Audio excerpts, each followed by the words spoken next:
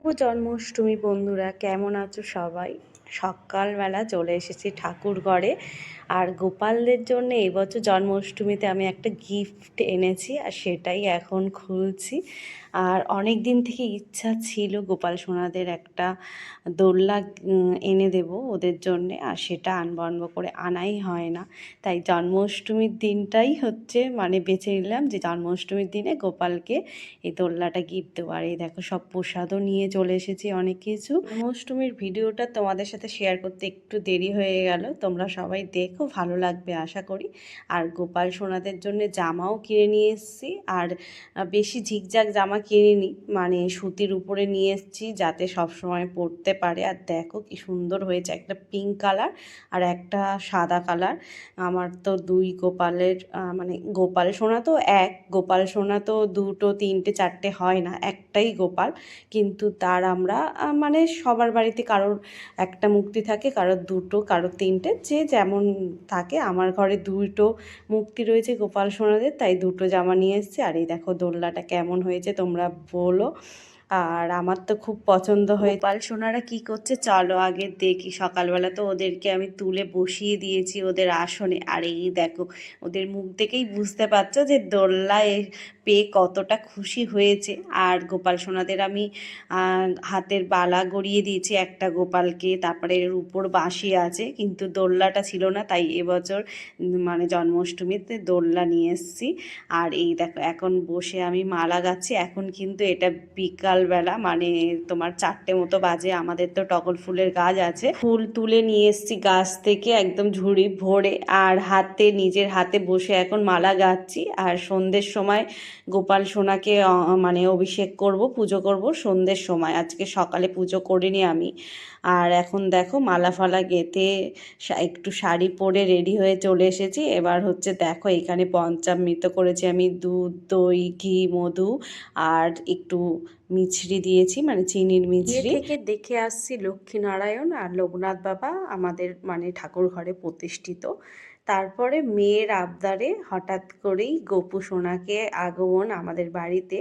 মেয়ের যখন শরীর খারাপ হয়, আমার মেয়ে তো একটা বড় প্রবলেমে ভুগছে। যখন শরীর খারাপ হয় তখন মেয়ের কি জানি কোথা থেকে হঠাৎ যে গোপু ভাইকে আনতে হবে, আমার গোপু সোনা চাই। আমরা যখন ভেলোরে ছিলাম ওকে চিকিৎসা করার জন্যে, তখন থেকেই ও বলতে শুরু করে দেয় যে আমার গোপাল ভাইকে চাই। এবার বাড়ি এসে ও আমাদের কাছে চেয়ে যখন পায়নি, গোপু সোনাকে এনে দিচ্ছি না দেখছে। আর কি বলতো, গোপাল সোনাকে সবাই ঘরে আনতে চায়, কিন্তু তাকে আমরা ঠিক মতো আদর যত্ন করে রাখতে পারবো, এটাই মনে ভয় থাকে। যাই হোক, আমাদের কাছে না পেয়ে ও তো ওর পিসিদেরকে ধরে, যে পিসিমণি আমার গোপাল ভাই যায়। তখন আমার বড় ননদ, ওর বড় পিসিমণি গোপালকে এনে দেয় কালীঘাট থেকে। আর আবার কিছুদিন পরে আমার জেঠিমা আমাকে আরেক গোপালকে উপহার দেয় পুরীর থেকে, পুরী দর্শন করতে গিয়ে গোপালকে নিয়ে আসি। ভাবে দুই গোপাল সোনা আমার ঘরে আসে, আর আমি তারপর থেকে ওদেরকে সেবা করি। পারি না সেইভাবে, তবুও যতটা পারি ওদেরকে আমি মানে আমার সন্তান সেহে ওদেরকে রাখার চেষ্টা করছি। আর ভগবান সেই তো, তিনি যা ভালো বুঝবেন সেটাই করবেন। আর মেয়ে তো সত্যি, মেয়ের জন্যই আমি গোপু সোনাকে পেয়েছি, আর আমি পেয়ে ধন্য। আর আজকে জন্মাষ্টমী, দেখো আমি গোপালদের নিজে হাতে মালা করে দিয়েছি। আর এই যে বড় গোপালটা, একেও এক মন্দির থেকে আনা, এনেছি, আমি নিজেই এনেছি। আর এইভাবে গোপু সোনা আমার ঘরে রয়েছে। আর প্রথমে দেখো একটু মিছরি খেতে ভালোবাসে, তাই মিছরির ভোগ লাগিয়েছিলাম সন্ধেবেলায়। আগে কি বলতো, আগে আমরা যখন বিয়ের আগে গ্রামের, যেহেতু আমি গ্রামের মেয়ে, গ্রামে থাকতাম, এখন আমার শহর এলাকায় বিয়ে হয়েছে, তখন একটা কি বলতো, একটা জন্মাষ্টমীর আলাদা একটা আনন্দ ছিল।